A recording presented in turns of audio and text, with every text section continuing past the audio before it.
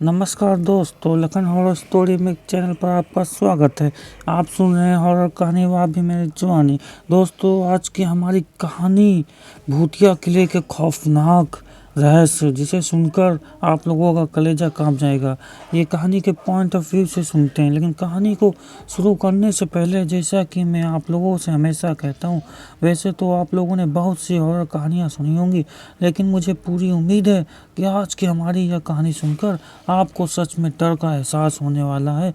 बस मेरी आपसे इतनी गुजारिश है कि आप अगर इस कहानी को पूरा सुनेंगे तो आपको सच में बहुत ज़्यादा मज़ा आने वाला है। साथ ही अगर आप पहली बार हमारे इस चैनल पर आए तो चैनल को अभी सब्सक्राइब कर लीजिए। ऐसा करने से हमारी और आपकी नज़दीकियाँ बढ़ जाएंगी और आगे आने वाली वीडियो आप तक आसानी से पहुंच जाएगी।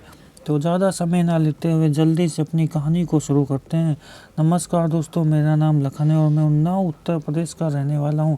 आप लोगों ने अपनी ज़िंदगी में बहुत सी भूतियाँ और डरावनी कहानियाँ सुनी होंगी, लेकिन आज मैं आप लोगों के लिए जो कहानी लेकर आया हूँ, उस कहानी को सुनकर आप लोगों को इस बात पर यकीन होगा कि कभी कभार हम लोग किसी ऐसी अनजान जगह पर दस्तक दे देते हैं जहां शायद हम लोगों को नहीं जाना चाहिए, क्योंकि हमारे से पहले ही वहां कुछ ऐसी चीज़ों की रहस्यमयी होती है जिससे वह जगह हमारे लिए कहीं ना कहीं खतरनाक साबित हो सकती है।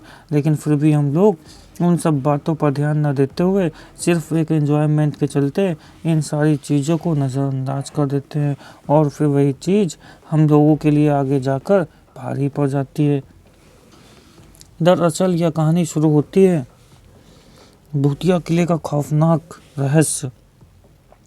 एक ठंडी काली रात थी। बारिश की बूंदें पत्थरों पर गिरकर एक अजीब सी आवाज पैदा कर रही थी। एलिस अपने भाई एरिक के साथ यूरोप के सबसे प्राचीन किले ब्लैक हॉर्न कैसल के बाहर खड़ी थी। यह वही किला था जहां उनके माता पिता 6 साल पहले रहस्यमय तरीके से लापता हो गए थे। किले की दीवारों पर उगी बेलें मानो उसके अतीत की सिसकियां सुना रही थी। एलिस के दिल में हलचल थी, आंखें नम थी। वह बस अपने माता पिता को एक बार देखना चाहती थी।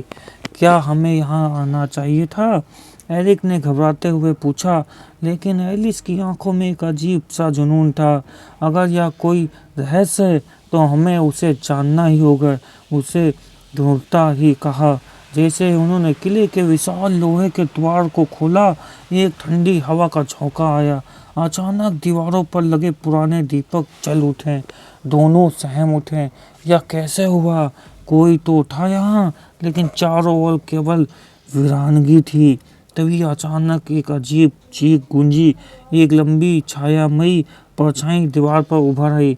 वह किसी इंसान की नहीं थी, बल्कि एक भूतिया आकृति की थी, लंबी, विकृति और भयानक।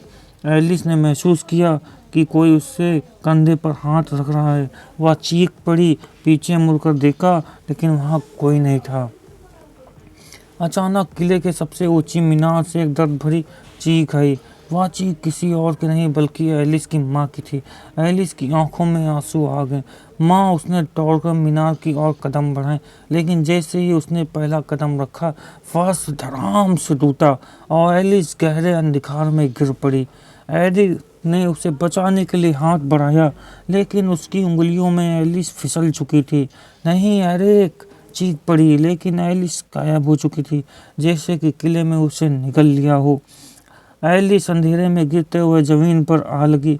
उसके चारों ओर एक विशाल कक्ष था, जिसकी दीवारों पर खून से लिखे पाटिक थे। हवा में किसी के धीमे धीमे फुसफुसाने की आवाज़ थी।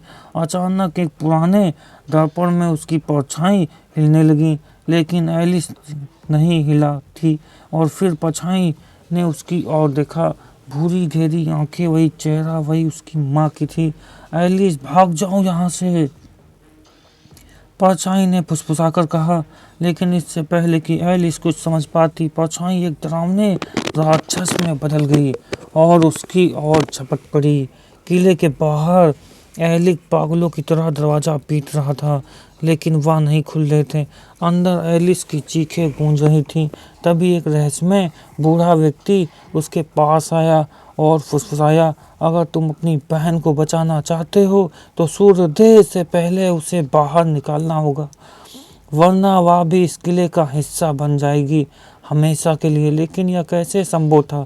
क्या एलिस अब भी जिंदा थी? और सबसे बड़ा सवाल, उसकी माँ वास्तव में कहाँ थी? वीडियो में आ चुके हो, वीडियो को अंत तक बने रहे दोस्तों। वीडियो को, चैनल को लाइक कर दीजिए और कमेंट में अपनी राय जोड़ दीजिएगा और चैनल को सब्सक्राइब करना बिल्कुल ना भूलिएगा ताकि अगला वीडियो आप तक आसानी से पहुंच जाए।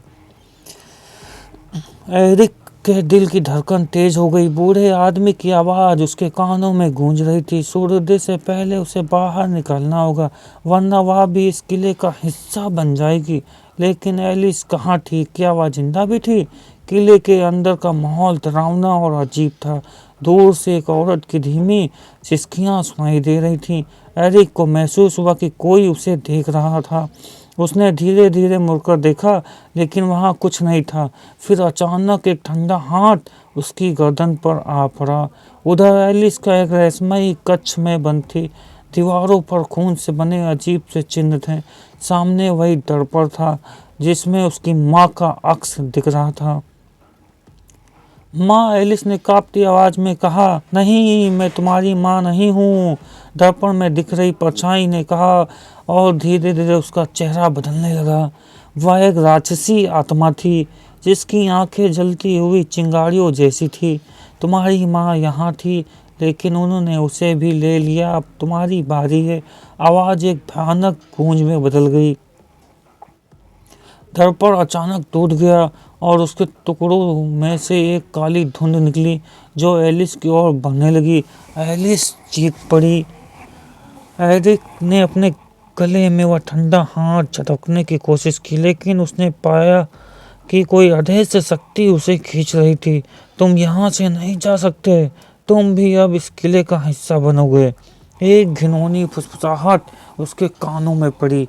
तभी बूढ़े आदमी ने उसे झकझोरते हुए कहा, भागो, एलिस को बचाओ। लेकिन याद रखो, किले का हर कमरा एक अलग चाल है। अगर एक बार फंस गए तो बच नहीं पाओगे। एरिक ने हिम्मत जुटाई और एक टूटी हुई मार्शल उठाकर अंधेरे गलियारों में आगे बढ़ा। तभी उसके सामने एक बड़ा लोहे का दरवाजा आया जिस पर कुछ अजीब चिन्ह बने थे। दरवाजे के उस पार एलिस की दर्द भरी चीख सुनाई दे रही थी। एरिक ने दरवाजा खोलने की कोशिश की, लेकिन जैसे ही उसने उसे छुआ, एक अजीब दृश्य उसकी आंखों के सामने आया। उसने देखा कि कई साल पहले इस किले में एक निर्दोष परिवार को जिंदा जला दिया गया था। किले का राजा एक क्रूर तानाशाह था जिसने एक जादूगरनी की बेटी को मार डाला था। मरने से पहले जादूगरनी ने इस किले को श्राप दिया था, जो भी इस किले में आएगा वह कभी वापस नहीं जाएगा। एरिक के पैरों के नीचे की जमीन कांपने लगी। उसने जल्दी से दरवाजा खोला और अंदर घुस आया। कमरे के बीचों बीच एलिस जमीन पर बेहोश पड़ी थी। उसके चारों ओर काले धुएं की लपटें उठ रही थी और सामने उसकी माँ खड़ी थी। लेकिन यह उसकी असली माँ नहीं थी। उसकी आंखें काली थी, उसका शरीर धीरे धीरे हवा में उठ रहा था। उसका चेहरा एक राक्षसी मुस्कान में बदल रहा था। तुम्हारी माँ मेरी है, वह आवाज गूंजी। अब एलिस भी मेरी होगी। नहीं, एरिक चीख पड़ा और एलिस को उठाने के लिए दौड़ा। लेकिन तभी जमीन फट गई और एलिस अंधेरे में गिरने लगा। एरिक ने एलिस को हाथ पकड़ा, लेकिन उसकी पकड़ धीरे धीरे ढीली हो रही थी। क्या एरिक एलिस को बचा पाएगा? क्या किले का श्राप टूट सकता है? और एलिस का असली माँ कहाँ है? वीडियो में अंत तक बने रहे। चैनल को भी लाइक कर दीजिए, कमेंट में अपनी राय जोड़ दीजिएगा। आपको स्टोरी कैसी पसंद है? चैनल को सब्सक्राइब करना बिल्कुल ना भूलिएगा ताकि अगला वीडियो आप तक आसानी से पहुँच जाए। एरिक एलिस का हाथ कसकर पकड़े हुए था, लेकिन उसकी पकड़ ढीली हो रही थी। एलिस नीचे अंधेरे के सामने लगा। नहीं, मैं तुम्हें नहीं जाने दूंगा।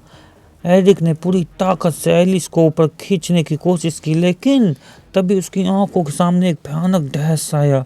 किले की दीवारों में सैकड़ों भूतिया चेहरे उभर रहे थे।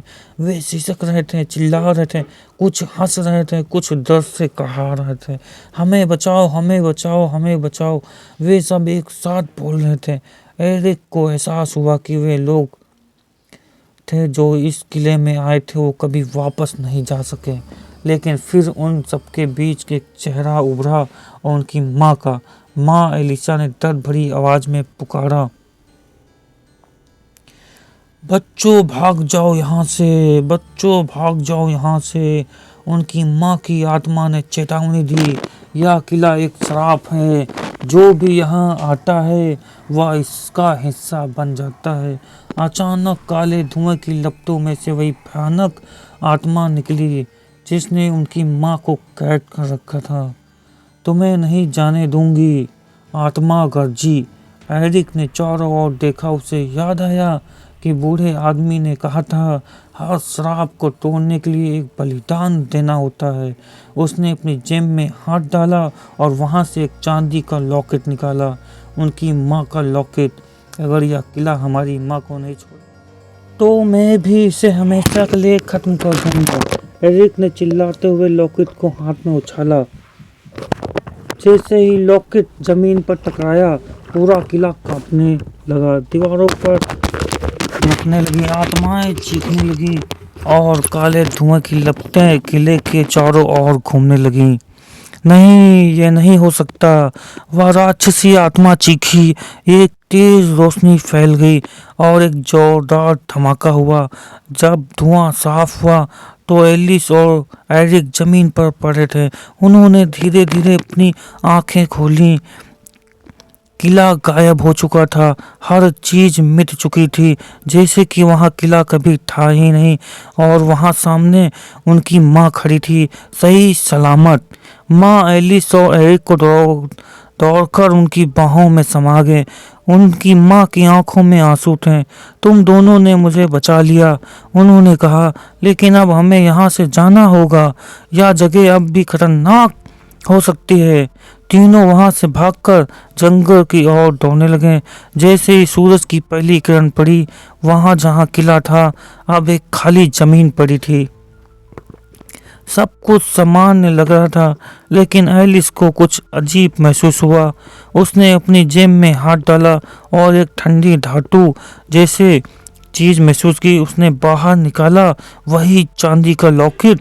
लेकिन यह कैसे संभव था? लॉकेट तो किले में नष्ट हो गया था। और तभी लॉकेट के शीशों में कुछ हलचल हुई। एक पल के लिए उसमें अपनी माँ की परछाई दिखी, लेकिन फिर वह परछाई बदल गई। वह वही राक्षसी आत्मा थी और वह मुस्कुरा रही थी।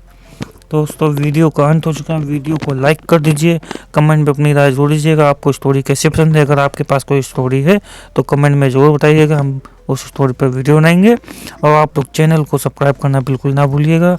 आपका ये छोटा सा योगदान हमारे लिए बहुत बड़ा भाग्यवान होगा और भी अच्छे अच्छे वीडियो बनाने के लिए प्रेरित करेगा। दोस्तों, आप तक पहुँचाते रहेंगे अच्छे अच्छे वीडियो। सब्सक्राइब ज़रूर कीजिएगा।